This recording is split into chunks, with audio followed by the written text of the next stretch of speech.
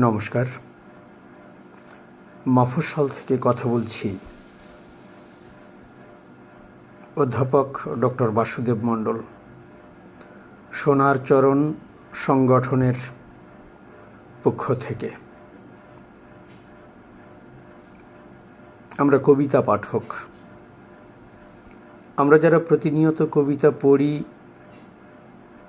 কবিতা মননে রাখি, এক প্রকার কবিতা খেয়ে মানসিকভাবে বেঁচে থাকি, এই মানুষেরা প্রতিনিয়ত যে কবিতারূপ রাস্তার মধ্য দিয়ে যাচ্ছেন, তারা সংগ্রহ করছেন বিষাদ, আনন্দ, যন্ত্রণা অথবা প্রেম।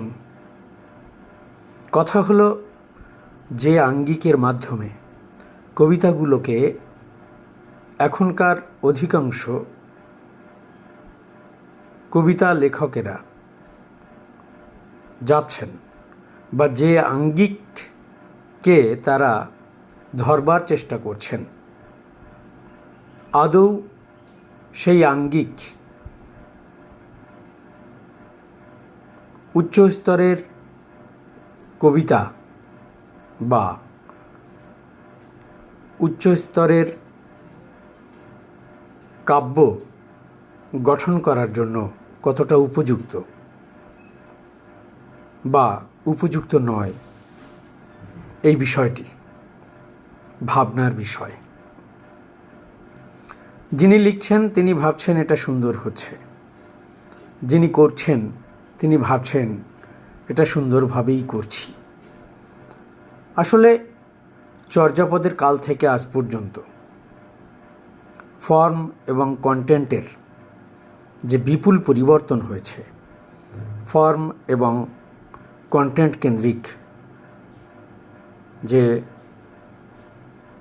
লেখালেখি চলছে, তার মধ্যে যে আমূল পরিবর্তন এসেছে, এ কথা অস্বীকার করবার উপায় নেই।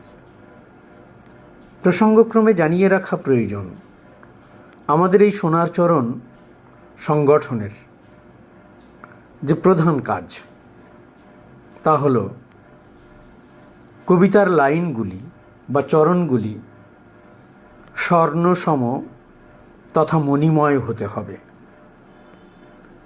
সেই চরণ বা লাইনগুলি যদি নন্দনতাত্ত্বিক বোধ, নন্দনতাত্ত্বিক চেতনা, নন্দনতাত্ত্বিক উপলব্ধি এনে দিতে না পারে, বা সেই চরণগুলি পড়ার পর যদি পাঠক নিশ্চিন্তে নির্বিঘ্নে দীর্ঘক্ষণ কাটাতে না পারেন, বা পাঠককে আঘাত করতে না পারে, পাঠককে যন্ত্রণা দিতে না পারে, তবে সেই লাইনগুলি কিন্তু সোনার চরণ নয়।